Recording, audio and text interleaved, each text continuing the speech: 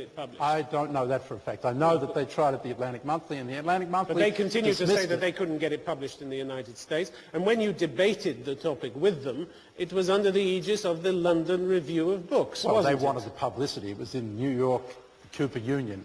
It was a highly visible event. It's not all high profile, is it? In October last year, two major Jewish organizations, the ADL and the American Jewish Committee, helped block Tony Judd, who was also on that debate, from speaking at the Polish consulate in New York. He was also barred from speaking at a Manhattan college in the Bronx.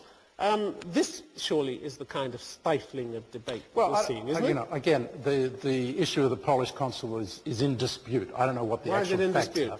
Because the ADL apparently just called up and said, are you having them there? And the Poles decided to cancel it on their own. Well, the Polish Consul General has a different view. He says the phone calls were very elegant, but may be interpreted as exercising a delicate pressure. That's obvious. He said we're adults and our IQs are high enough to understand that. Tony So Judd, he's pretty clear where he stands on that. Tim, I can assure you that Tony Judd has no problem getting an audience for his point of view. So why does he say then this is, in the he says New York this is Times. serious and frightening, Because this is and only in America? This is precisely the point I was trying to make, is the way in which little-known people become world-renowned is by claiming that they are the victim of some Zionist conspiracy. Martin Indig, thank you very much indeed. Now to Andrew Coburn, please. Can I ask you to speak for the motion?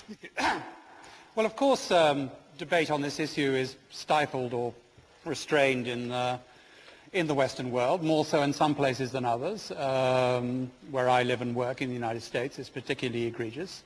In fact, to have this debate, or to raise the issue of this motion, would be, or can be considered anti-Semitic in and of itself. I mean, Walt and Mearsheimer, who've just been under discussion, these two serious profs, they have been accused of being anti-Semitic for suggesting that the Israeli lobby has an effect, and a deleterious effect, on U.S. foreign policy. It's true that in other parts, in some countries, such as this one, there is a little more room for manoeuvre, but that may be a measure of Britain's importance or lack of it. So I think what we're concerned about here is the relevant debate, the real political arena, which, given the attitude of the British government and European governments, indeed, to U.S. policy on the matter, really is made in the United States. And there it's very clear that there are, red lines that you really, as a politician or journalist, dare not cross. If you know what's good for you, you'll refer to, for instance, the wall, this obscene creation across the occupied territory of the West Bank, as a fence. The New York Times did so. Last week, the New York Times had a piece on security walls, and they talked about the Great Wall of China, the Berlin Wall, described as walls, the wall that's presently being built in Baghdad to divide the Sunni and Shia communities. That was a wall. And then the picture of this enormous thing in the West Bank, and that was called a border barrier, even though in fact it's not on the border. So it's, it goes across the board, and you defy that at your peril. All the discussion about Carter's book was not about what was in it, which is actually fairly ordinary, but about this horrific fact that he'd used the word apartheid, and then, the showers of abuse that Norman mentioned. So, I mean, a more recent example, you can't refer to Barack Obama, presidential candidate, tried to refer to the sufferings of the Palestinian people, had to apologize. It's, it's something every journalist and politician lives with in America, and it's just a fact of life. Andrew Coburn, thank you very much. You live in America. What are these red lines that you're living with? Well, what are these lines you dare not cross? Well, I know I'd be very serious trouble if I started writing on a consistent basis. What does that mean, serious trouble? Well, what's just serious in trouble? terms of getting work as How do you mean? a writer, freelance writer. Well, have you had difficulty getting work? Well, after I published the book you mentioned, yes, I had great difficulty getting work for several years. But you're still getting paid? You're still earning a living? Well, not writing about Israel. You say, of course, the debate is stifled and egregious, but you don't. What are the examples of this? Where is this egregious and stifled debate? Well, in this country, for example... you talked about Jimmy Carter. They're having the debate at the moment? Well, not really, no. They're absolutely not views? Debating. They're definitely refused, and the most sterling example I can give is the way Norman's been treated. There he is, a very serious scholar of this issue, who's done very deep and intensive work on it, and he is disgustingly libeled as a Holocaust denier, particularly disgusted because his parents were in the Nazi slave camps. I mean, it's absolutely outrageous. Andrew Coburn, thank you very much indeed. Now let me ask David Aronovich, please, to speak against the motion. Yes, I suppose I stand as the sole representative of Western debate outside the United States, since all previous references have actually been to events inside the United States. There was an attempt that Andrew made to suggest that somehow or other, I think your phrase, Andrew, was, there's a little more room here in Britain, but that's probably a measure of the country's lack of importance.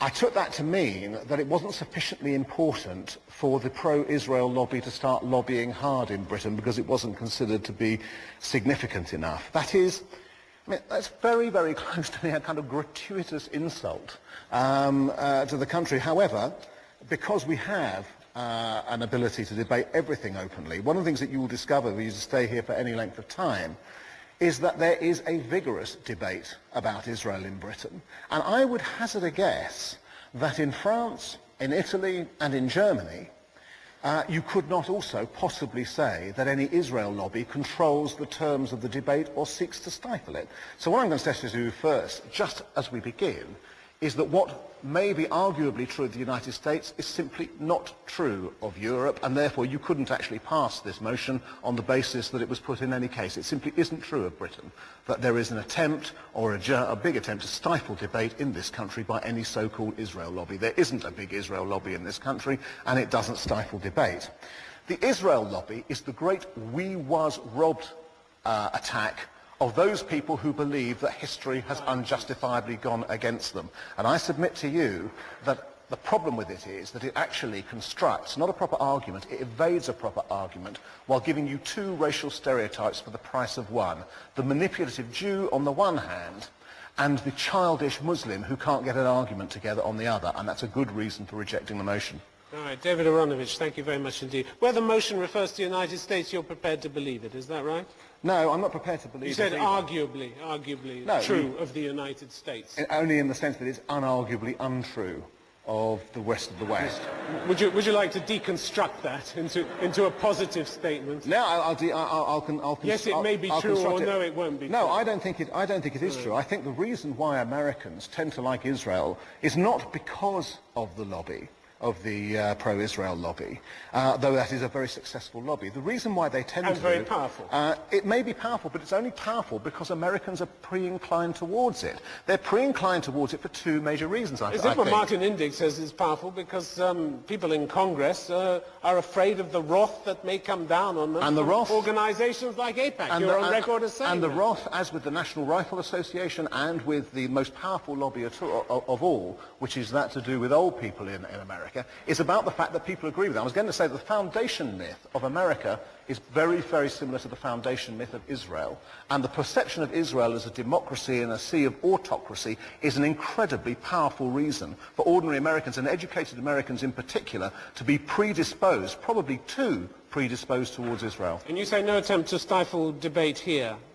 Independent Jewish Voices, an organization that you've actually written about, claim that they are vilified because they take a different line from mainstream Jewish organizations. Hold on. Who gives you the right not to be vilified in a debate? I'll show you letters that I got just this morning. Well, they say vigor is one thing, vilification is another. An extraordinary amount of abusive language, ridicule, and attacks on our character and motives. Right, I wrote about them, and I said, oh no, hold on. I wrote about them and said I thought they were wrong. I didn't vilify them.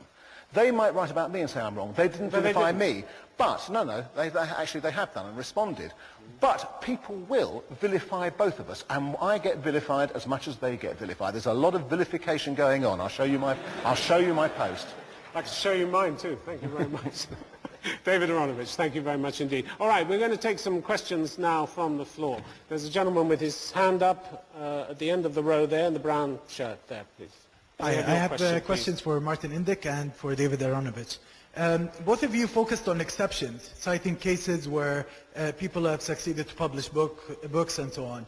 But the fact of the matter is that in daily policy, in daily news coverage, we have an ongoing situation where the conflict is misrepresented. In America, you'd never see any argument for Palestine on Fox News. You'd never think that Palestine is occupied in CNN and that there are severe